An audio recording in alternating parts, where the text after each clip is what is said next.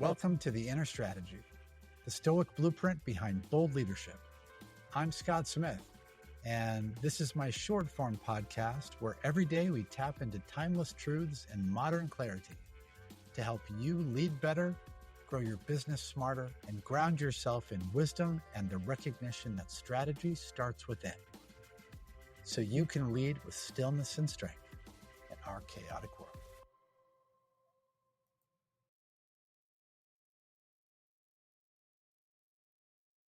If one accomplishes some good thing with labor, the labor passes, but the good remains. Discipline is not punishment. Discipline is power, and Musonius Rufus captured that perfectly with that quote. If one accomplishes some good thing with labor, the labor passes, but the good remains. I love that line. It's so real. The work we do is temporary, but the reward endures. And that's true whether you're building a company, leading a team, building out your career, raising a family, or just rebuilding yourself. The Stoics never saw discipline as deprivation, ever. Discipline was always kind of its own reward. They saw it as alignment, the daily act of doing what you should do, even when you don't feel like it. Sometimes, especially when you don't feel like it. And this is something that you'll hear Alex Hormozy talk about a lot, showing up on the days when you don't really want to. In fact, Layla Hormozy, they're married, said that the other day on just a little podcast or a little YouTube short that I saw. Showing up when it's hard, when it's boring, when it's challenging, showing up, the discipline of showing up is what matters. And it's what sets you apart in any field that you're in.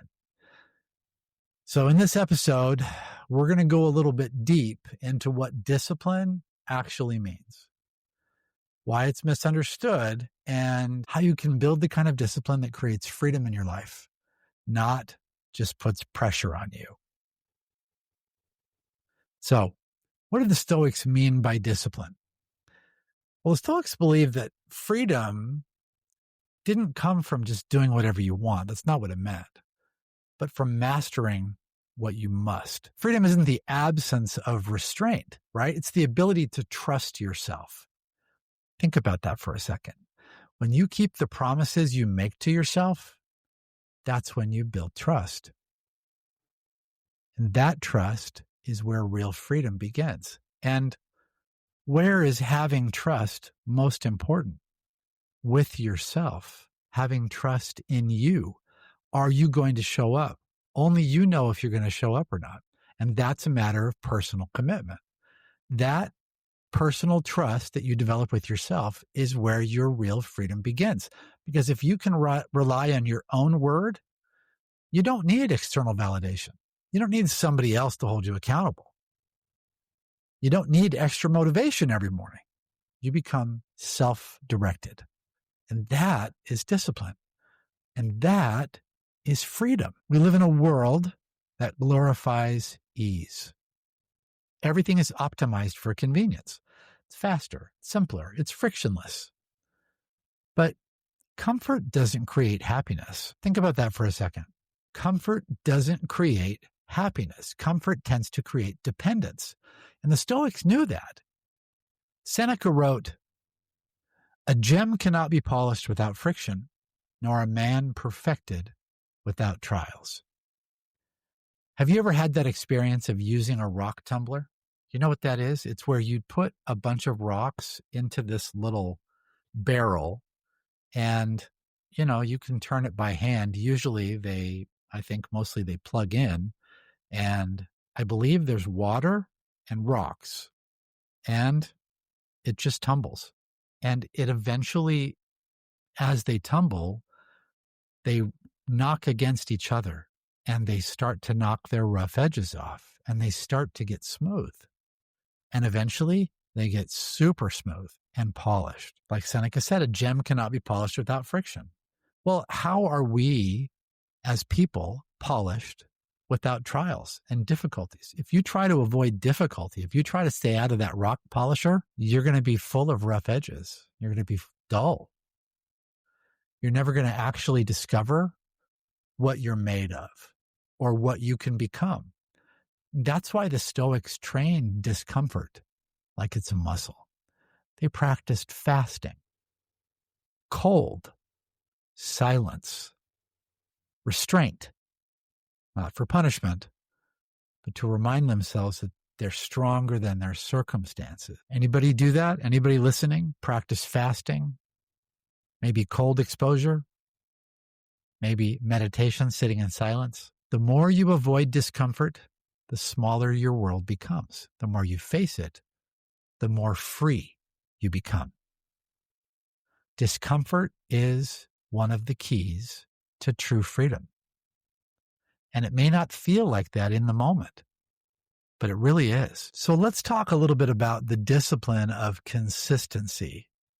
Let's bring that into modern life. Okay, discipline isn't a moment of effort, right? It's the structure that shapes your future. It's not showing up at the gym one time. It's showing up day after day, or maybe it's showing up 3 times a week. That's okay. Discipline in your diet.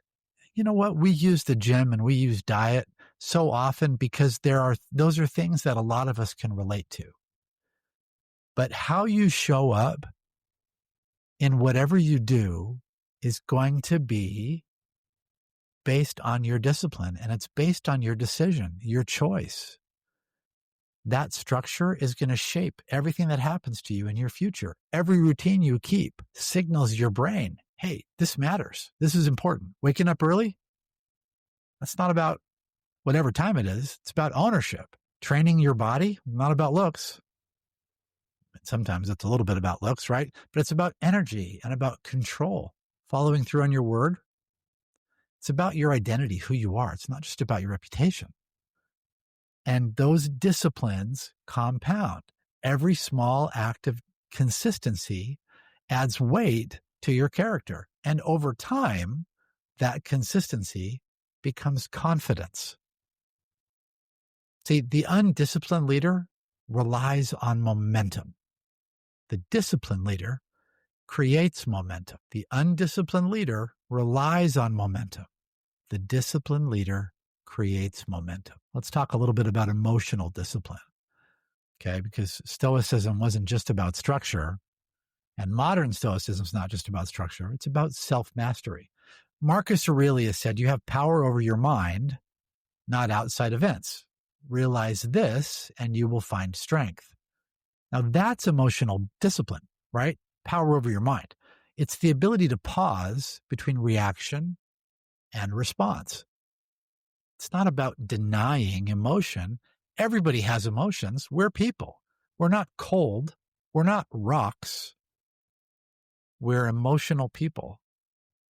It's not denying emotion. It's directing emotion. In leadership, that's so much of the battle. When others panic, as a disciplined leader, what do? Ask yourself, what do? You stay grounded. When others are seeking blame, you're looking for clarity. You're not looking to pin it on somebody. You're probably looking to take responsibility yourself for whatever it is that you can, because that is what a leader does for their people. When others get loud and they feel the need to speak out, which is fine, disciplined leader listens. And that kind of self-control is not something that happens by accident. It's trained. It's trained through stillness, through self-reflection, and through repetition. Now, here's where things really get powerful, okay? Because we're talking about the intersection of discipline and purpose. Discipline without purpose is drudgery. It's drudgery. But discipline that's aligned with purpose, that's devotion. Let's use an example. I want to get up at 4:30 a.m. every day. Okay, I'm going to get up at 4:30 a.m. Man, getting up at 4:30 a.m. sucks. This is the worst. Why am I getting up at 4:30 a.m.? I need more sleep. I don't have a purpose. I'm just getting up. Developing the discipline to get up at 4:30 a.m. Now, if the purpose is to develop the discipline, that gives a purpose. But it's just to get up at 4:30 a.m., that becomes drudgery quickly. Think about your New Year's resolutions and how quickly they turn into drudgery because you lose track of your why. You lose track of your purpose. Disciplined, aligned with purpose becomes devotion. I want to get up at 4:30 a.m. so that I can go to the gym. I want to get up at 4:30 a.m. so that I can read my scriptures.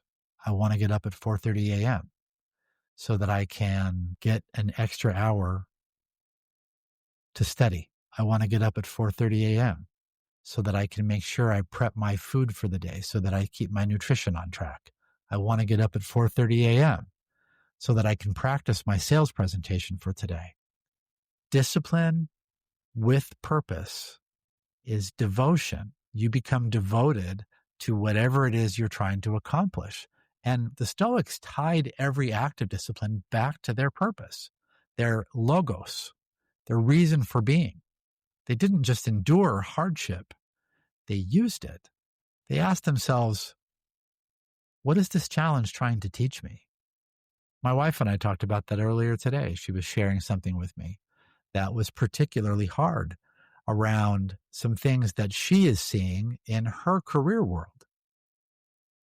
And it made me think, what's the opportunity? What is this hardship going to bring that is going to create opportunity for the right person or for the right company or for the right group? If your discipline feels like it's heavy, it's usually, or if your discipline feels like it's hard for you to actually do, it's usually because you've lost sight of why you started.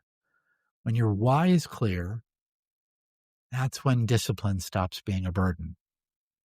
And it starts being more like a form of worship. When your work becomes a form of worship, you're on the right track. Make sure you're worshiping the right thing. So how do you build discipline? Oftentimes discipline gets a bad rap, right? Because people equate it with exhaustion. That means I have to do too much. That means I have to wear myself out. And, you may wear yourself out a little bit. But Stoic discipline wasn't about pushing harder. It was about aligning better. My mission president, as I said this the other day, my mission president called that congruency, okay? He's the first person that I ever heard use the word congruency. I know it's a very well-used word. Aligning better, congruency. So how do you build discipline without burnout so that it strengthens you instead of drains you? So the first thing is you have to define your non-negotiables. What are 3 actions that make you better every day? You have to protect those things. Here are mine. Going for a walk, prayer, a few minutes in my scriptures. Those 3 things are my daily non-negotiables every day. Going for a walk, prayer, a little bit of time in my scriptures. That's it. Set structure, not necessarily a schedule. Now, you can put that on a schedule. I'm going to get up at this time. Robin Sharma talks about this in the 5 a.m. club. 5 a.m., that's like the magical hour. And he talks about the 20-20-20 schedule, right? Where you do 20 minutes of exercise, something that's going to make you sweat, 20 minutes of learning, and 20 minutes of journaling, something meditative. Those 3 things right there, okay? Get you going. Those could be your 3 non-negotiables. You don't have to have perfection, but you do need rhythm. Measure your progress in effort, not in outcome. Don't focus on the outcome. You can't control the results. You can only control the work that you put in. And then rest with intention. Rest is not laziness. Rest is recovery for service. Discipline isn't rigidity. It's rhythm with purpose. So we're going to touch on all of those again real fast, okay? Again, building discipline without burnout. 1, define your non-negotiables. What are 3 actions that make you better every day? Protect them. 2, set structure, not necessarily a schedule. You can totally calendar it. You can totally put it on a schedule, but make sure you have a structure so that you know what you're going to accomplish. Measure your progress in effort, not in the outcome. Progress in effort, not in the outcome. You can't control those results. Rest with intention. Rest with intention. Okay. Now let's talk a little bit about what I call the Stoic edge. The Stoic edge is this. They knew the body obeys the mind, and the mind obeys character. You can't think your way into strength. You have to train your way into it. Physically, mentally, spiritually. The Stoics practiced discipline until it became their default. That's why when a crisis came, they didn't crumble. They'd already trained for it. Now think about where that applies to us today. Anywhere in our world. What have you already trained for? What are you already prepared for that maybe you're stressed about, that maybe you're particularly concerned about? You don't have to be invincible, okay? Just be ready. The Stoic edge isn't invincibility. Readiness comes from doing the hard thing every day until it's no longer hard. You do it every day until it's just what you do. And then you're ready to tackle even harder things. And it's like that when you lift weights. You may start light because you only have so much ability to lift, so much capacity to do those hard things. But the more you do, the more you can lift. The heavier you lift, the more you have the capacity to lift. And it comes from breaking down your muscles. You break down your muscles and then they repair as you sleep, as you give them proper nutrition, but especially as you sleep, as you rest. That's when your muscles recover and they rebuild bigger and stronger than they were before you did the damage with the previous lifting. That is what it's all about. That's the Stoic edge. You have to train your way into it. When you're trained for it, you're ready. It doesn't mean you're invincible. It just means you have capacity for more. Now, there's a deep peace that comes when you realize that you cannot control outcomes, but you can control your preparation. That is true discipline. And once you've mastered that, you stop fearing the uncertainty of whatever comes, of whatever's going to come, because uncertainty only scares the unprepared. Discipline frees you from fear, from doubt, and from dependence on any external motivation. You stop chasing control and you start owning your consistency. That's freedom. So we're going to talk about this for a minute, okay? Right now in the United States, we're having a tremendous amount of political upheaval. We have, as you know, a two-party system here in the United States. We have the Republican Party and we have the Democratic Party, okay? Democrats and Republicans. And they right now are in polar opposition, completely polarized, okay? That's not new. Democrats tend to be more liberal. Republicans tend to be more conservative. That's just how they are from a political standpoint. And that's okay. It's okay for them to be polar opposites, but it's affecting all of us today because one side is ultra conservative and even the centrist conservatives have begun to align themselves with the more ultra-conservative, further right. Now, some people here in the United States are concerned that we are slipping into fascism. And there's an argument to be made for that. And there are others that are not concerned about that at all. They don't see it as fascism. What they see is more conservative values that are being implemented and put into place. And policies that align with those conservative values. Now, I am not here to make a political stance. What I'm saying is, we, from a Stoic perspective, We can't control any of those outcomes. What we can control is what we can do and what we are prepared for. So we don't have to be afraid of whatever uncertainty there is. Life is filled with uncertainty, but uncertainty only scares the unprepared. When you're disciplined, you are free from fear, from doubt. You don't have to worry about whatever anybody else is going to do or say. You don't have to chase control. You can own your consistency, and that brings you to freedom. That brings you true freedom. So here's your challenge this week. I want you to pick one area where you have been inconsistent. We're releasing this episode on Friday. So as you go into the weekend, pick an area where you have been inconsistent. What's one promise that you've been making to yourself that you've been breaking to yourself? I want you to rebuild that trust, one disciplined action at a time.